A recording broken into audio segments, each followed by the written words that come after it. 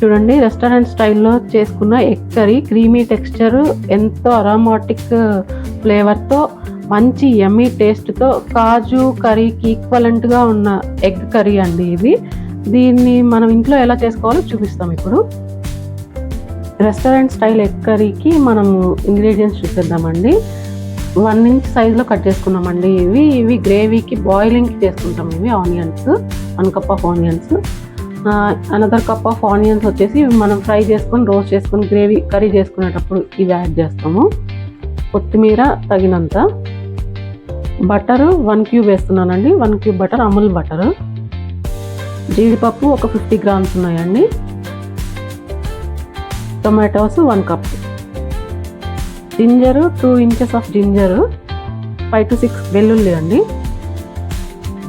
ఇవి మసాలా కోసం బిర్యానీ ఆకు, ఎండుమిర్చి,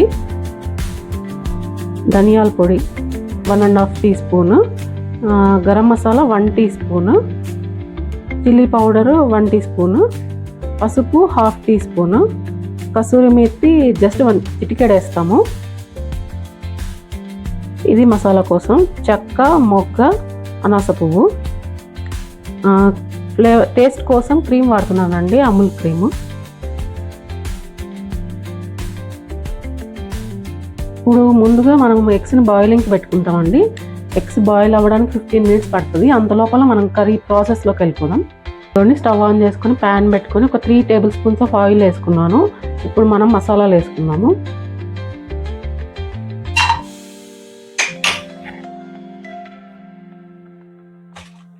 చిల్లీస్ నేను తక్కువే వేసానండి, మళ్ళీ కారం వేసుకుంటాం కాబట్టి. ఇవి బాగా కొంచెం కారంగానే ఉన్నాయి. కొద్దిగా వేగనిచ్చి నెక్స్ట్ ఆనియన్స్ వేసుకుందాం. ఇవి మనం పెద్దగా కట్ చేసుకున్నాం కదా 1 ఇంచ్వి, ఆనియన్స్ వేస్తున్నాను ఫ్రై చేసుకుని. ఇవి కొద్దిగా సాఫ్ట్ అయ్యేదాకా ఫ్రై చేస్తున్నామండి. మరీ బ్రౌన్గా అవ్వనక్కర్లేదు, ఇది సాఫ్ట్ అవ్వాలి అంతే. చూడండి, ఇలాగా ట్రాన్స్పరెంట్గా కొద్దిగా ఇంకొంచెం ట్రాన్స్పరెంట్ అయిన తర్వాత జింజర్, గార్లిక్ కట్ చేసుకొని వేసుకున్నాము. జింజర్ వేసానండి, అల్లం తరుగు వేసాను, వెల్లుల్లి తరుగు వేస్తున్నాను. ఇప్పుడు ఇది కొద్దిగా వేయించుకున్న తర్వాత మనం టమాటా యాడ్ చేసుకుందాం. అల్లం వెల్లుల్లి పేస్ట్ కూడా వేసుకోవచ్చండి కావాలంటే, కానీ ఇది మంచి ఫ్లేవర్ వస్తుందని ఇప్పుడే రెడీగా చేసుకుంటున్నాను. ఇదిగోండి, టొమాటో వేస్తున్నాను.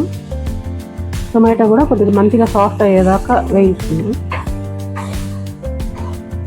2 pinches ఆఫ్ సాల్ట్ వేస్తున్నాను, కొద్దిగా టొమాటో కొద్దిగా సాఫ్ట్ అవ్వడానికి.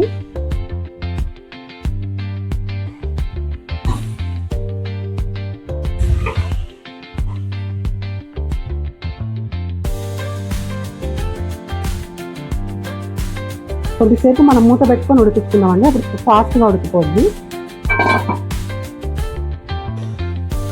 మధ్య మధ్యలో మనం సాట్ చేసుకుంటూ ఉండాలండి, లేదంటే ఏదైనా మాడిపోయే ఛాన్స్ ఉంది కాబట్టి అప్పుడప్పుడు చూసుకుంటూ ఉండాలి. ఈ టొమాటోస్ అన్ని సాఫ్ట్ అయ్యేదాకా కుక్ చేసుకుంటే మనం నెక్స్ట్ స్టెప్తో వెళ్ళేటప్పుడు మనకి ప్రాసెస్ కొంచెం ఫాస్ట్గా అవుద్దండి. ఇది మనం హాఫ్ కుక్ చేసుకున్నామంటే మనకి నెక్స్ట్ స్టెప్లో టైం ఎక్కువ తీసుకుంటుంది. సో నేను ఫస్ట్ స్టెప్లోనే కొద్దిగా మంచిగా కుక్ చేస్తున్నాను సాఫ్ట్ అయ్యేదాకా. తోలు కూడా బయటకు వచ్చేస్తుంది. ఈ మాత్రం కుక్ అయితే సరిపోద్ది మనం గ్రైండ్ చేసుకోవడానికి. ఈ మూమెంట్లో ఆపేసుకోవచ్చు మనం. నేను కొద్దిసేపు చల్లారబెట్టుకొని, చల్లారిన తర్వాత మిక్సీ జార్ తీసుకొని గ్రైండ్ చేసుకున్నామండి. ఇది ప్లేట్లోకి తీసుకుంటున్నానండి చల్లారబెట్టుకోవడానికి. ఒక 5 minutes అయితే చల్లారిపోద్ది. ఇది కూల్ అయిన తర్వాత మనం గ్రైండ్ చేసుకుందాం. సాఫ్ట్గా మెత్తగా చేసుకోవాలండి, బరకగా కాదు. ఉడికిపోయినాయండి కోడిగుడ్లు. ఒక 2 minutes అలా రెస్ట్ ఇచ్చి వాటిలో చల్ల నీళ్ళు పోసుకొని మనం పీల్ రిమూవ్ చేసుకొని మనం నెక్స్ట్ ప్రాసెస్లోకి వెళ్ళొచ్చు. టమాటా, ఎర్రగడ్డ ఈ ఐటమ్స్ అన్నీ చల్లారిపోయినాయి. ఇప్పుడు మనం మిక్సీలోకి వేసుకొని గ్రైండ్ చేసుకుందాం.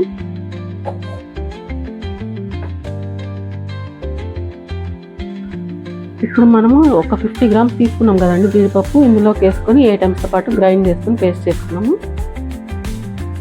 ఇంగ్రీడియంట్స్ అన్నిటిని మనం ఫైన్ పేస్ట్ చేసుకున్నామండి. ఇప్పుడు చూడండి, ఇలాగ ఫైన్ పేస్ట్గా చేసుకోవాలి మనం, బరకగా చేసుకోకూడదు, ఇంత మెత్తగా ఉండాలి. మనం ఇంత సాఫ్ట్గా వేసుకుంటేనే మనకు క్రీమీ టెక్స్చర్ వస్తుందండి. సో అప్పుడు మనము రెస్టారెంట్లో తిన్న ఫీలే వస్తుంది. రైస్లోకి, రోటీస్లోకి, ఎందులోకైనా చాలా యమ్మీగా ఉంటుంది టేస్ట్. బాయిల్ చేసేసుకున్నాం కదండి. ఇప్పుడు చల్ల నీళ్ళలోకి తీసుకున్నాను, హాట్ వాటర్ తీసేసి. హాట్ వాటర్లోకి వేసిన తర్వాత ఒక 5 మినిట్స్ రెస్ట్లో పెడితే మనకి స్కిన్ అంతా నీట్గా వస్తుంది, లేదంటే విరిగిపోవడం అలా అవుతూ ఉంటుంది. పీల్ చేసుకున్న ఎగ్స్ని ఇప్పుడు మనం చిన్న చిన్నగా ఘాట్లు పెట్టుకుందామండి. సో దానివల్ల మసాలా మొత్తం పీల్చుకొని టేస్ట్ బాగుంటుంది.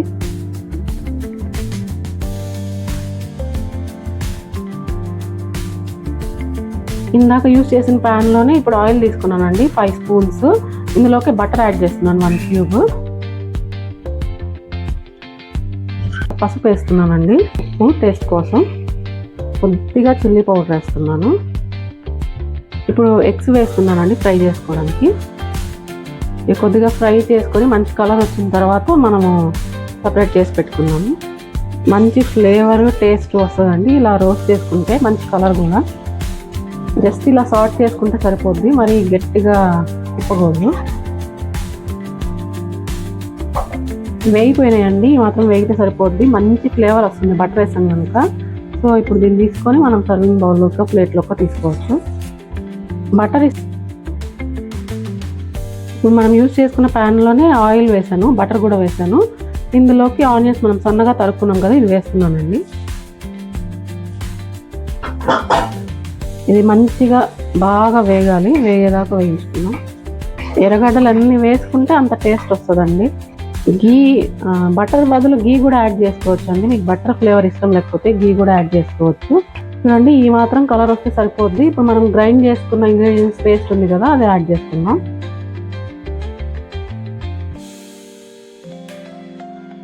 ఈ ఇంగ్రీడియంట్స్ అన్ని మంచిగా రోస్ట్ అవ్వాలండి, బాగా రోస్ట్ అవ్వాలి. ఇప్పుడు మనం మిక్సీ వేసుకున్నాం కదా, జార్లో కొద్దిగా పేస్ట్ ఉంటుంది అంటుకొని, దాన్ని ఇలాగా వాటర్తో కలుపుకొని యాడ్ చేస్తున్నాను వాటర్.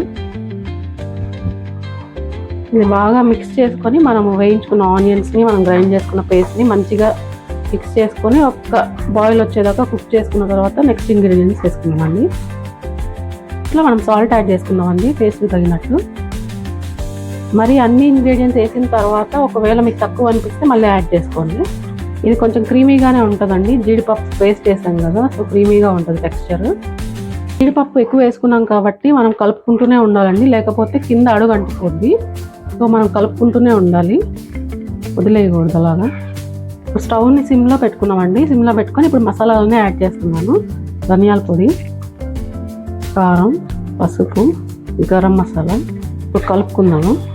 ఇది మరీ మీకు థిక్గా అనిపిస్తే కొద్దిగా వాటర్ యాడ్ చేసుకోవచ్చు అండి. చూడండి ఇలాగ మనం కాన్స్టెంట్గా తిప్పుతూనే ఉండాలి, లేకపోతే అడుగు అంటుకోద్ది. ఇలా అంటుకుంటూ ఉంటుంది, మనం తీసుకుంటూ ఉండాలి, లేకపోతే మాడిపోద్ది. మంచి ఫ్లేవర్ తెలుస్తుందండి, మనం బటర్ వేసుకోవడం వల్ల అరోమా బాగా తెలుస్తుంది. ఫ్రెష్ జింజర్ గార్లిక్ యాడ్ చేసాం కదా, అది సపరేట్గా తెలుస్తుంది. మసాలాలన్నీ మంచి అరోమా బాగా వస్తుంది, టేస్ట్ అదిరిపోద్ది. మనం కాజు కూడా బాగా ఎక్కువ వేసాం కనుక రిచ్ ఫ్లేవర్ ఉంటుంది. టేస్ట్ చెక్ చేసుకోవాల్సిన పని కూడా లేదు, ఫ్లేవర్ మాత్రం రిచ్నెస్ బాగుంది. కాజు వేసుకోవడం వల్ల కూర బాగా ఎక్స్పాండ్ అవుతుందండి, అంటే ఒదుగు వస్తుంది బాగా. క్వాంటిటీ బాగా ఎక్కువ మెంబర్స్ ఉన్నప్పుడు ఇది కూడా ట్రై చేయండి టిప్ లాగా. మనం కర్రీ గ్రేవీ తక్కువ అయింది అనుకున్నప్పుడు ఇది టిప్ లాగా ట్రై చేయొచ్చు. ఆయిల్ రిలీజ్ అవుతుంది చూడండి ఇప్పుడు కొద్ది కొద్దిగా. ఒక 2-3 మినిట్స్ స్టిర్ చేసుకుంటే అది రెడీ అయిపోద్ది మన మసాలా కర్రీ. ఒక 2 మినిట్స్ మీడియంలో పెట్టి మనం మూత పెట్టుకుందామండి. తర్వాత ఆయిల్ బయటకు వచ్చిన తర్వాత నెక్స్ట్ ప్రాసెస్ వెళ్దాం. చూడండి ఆయిల్ రిలీజ్ అవ్వడం స్టార్ట్ అయిందండి. ఇప్పుడు వాటర్ వేసుకొని మనము నెక్స్ట్ ప్రాసెస్లోకి వెళ్ళచ్చు. మీకు ఎంత గ్రేవీ కావాలో అంత కన్సిస్టెన్సీ వరకు వాటర్ యాడ్ చేసుకోండి. ఎక్కువ కావాలంటే తక్కువ వేసుకోండి, ఎక్కువ కొంచెం నీళ్ళగా ఉండాలంటే తక్కువ వేసుకోండి. రోటీస్లోకి అయితే థిక్గానే బాగుంటుందండి, రైస్లోకి అయితే మాత్రం కొంచెం గ్రేవీగా చేసుకోండి. నేను రైస్లోకి తీసుకుంటున్నాం కాబట్టి కొంచెం గ్రేవీగా చేసుకుంటున్నానండి. ఒక బాయిల్ వచ్చిన తర్వాత మనం ఎగ్స్ యాడ్ చేసుకొని మనం కట్ చేసుకున్నాం కాబట్టి ఆ మసాలా బాగా పీల్చుకుంటుందండి. సిమ్లో పెట్టుకొని మనం ఇప్పుడు కుక్ చేసుకోవాలి ఒక 10 మినిట్స్ మసాలా. ఇప్పుడు మనం సిమ్లో పెట్టుకొని క్లోజ్ చేసుకొని ఒక 10 మినిట్స్ కుక్ చేసుకుందామండి. ఇదిగోండి ఈ మొమెంట్లో ఆయిల్ బాగా బయటకు వస్తుంది కదా, ఇప్పుడు మనం కసూరి మేతి యాడ్ చేసుకుందాం. ఒక చిటికెడు, ఎక్కువ అవసరం లేదు. ఇప్పుడు కొత్తిమీర యాడ్ చేస్తున్నానండి. సర్వింగ్ బౌల్లోకి తీసుకుంటున్నానండి.